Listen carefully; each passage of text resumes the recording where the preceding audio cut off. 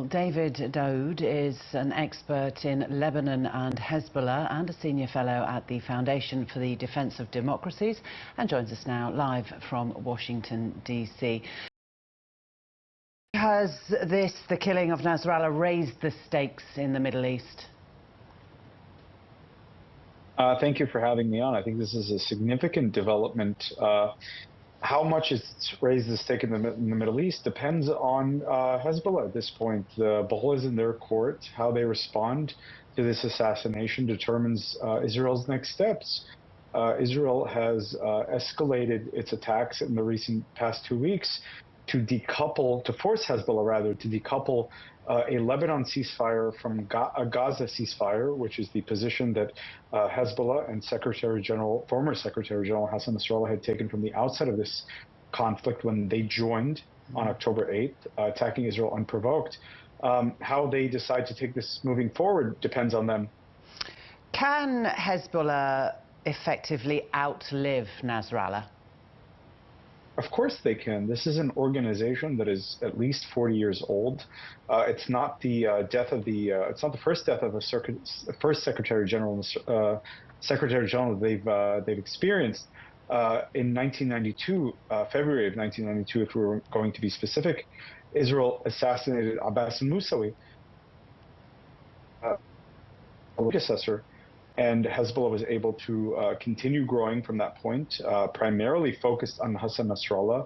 The organization became a cult of personality of Hassan Nasrallah. But with his death, that does not mean the organization is going to be dismantled. They still have a hierarchy of leadership. They still have a succession process. We should not count them as if they are out for the count. There is a section of Lebanon that's far more moderate. Is the attack on Nasrallah likely to shift them in Hezbollah's direction? I think it depends on what you mean by moderate. A lot of the so-called independents that the United States and the West were betting on came out in support of Hassan Nasrallah, mourning his death. Mark Daoud, who is an opposition MP, came out mourning Hassan Nasrallah, and even more surprisingly, Saad, the head of the Future Movement, whose father, Rafiq Hariri, was assassinated by Hassan Nasrallah, today issued a long statement mourning the death of Hassan Nasrallah. So I wouldn't necessarily bet on people who were in the past in the opposition to him in Lebanon, who may come out rejoicing over his death, but the question is whether they will organize and oppose Hezbollah, I wouldn't necessarily bet on that. Does this, David, in some ways draw other regional allies together? I mean, we've heard Egypt's leader giving support and from Yemen as well. How do you see it in the wider context? So I wouldn't count Egypt as an ally of Hezbollah. Egypt has to take the position of a fraternal Arab state. This is a default position. It's not necessarily what they feel. It's a different issue. Yemen, at least its public voice, is controlled by the Houthis, who are an ally of Hezbollah through the resistance axis that is controlled by Iran. This is not necessarily an authentic Yemeni voice. We've already seen movements by the Houthis in Yemen to support Hezbollah, to attack Israel, but this does not mean necessarily that we're going to see a regional united Arab coalition against Israel over the assassination of Hassan Nasrallah, irrespective of the public statements that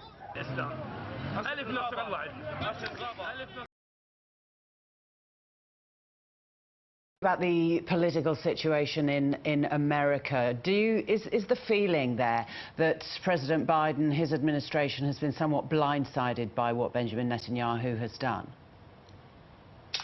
I don't know if blindsided is the right word to use here. The Israelis, according to Walla News, and if I'm not mistaken, Barak Ravid, who is very much in touch with the Biden administration, reported that the Israelis had green-lighted the outlines of the escalation phase, if not the specifics of today's strike, or sorry, rather yesterday's strike. with the United States, meaning the escalation that we've seen over the past 2 weeks was done in agreement with the United States. As we recall, the United States, from the outset of Hezbollah's attacks on Israel, its unprovoked attacks on Israel on October 8th, did not want to see an escalation in Lebanon. So it seems like the Israelis have split the difference with the United States, saying, okay, we won't go to a full war with Lebanon or in Lebanon, but we will go to this intermediate escalatory phase to force Hezbollah to back off from its position of continuing to attack northern Israel in support of, as they've said, Gaza. Now, the United States apparently did not approve of the strike, or was not aware of the strike on Hassan Nasrallah until the Israeli planes were in the air. David, Daoud, thank you very much for talking.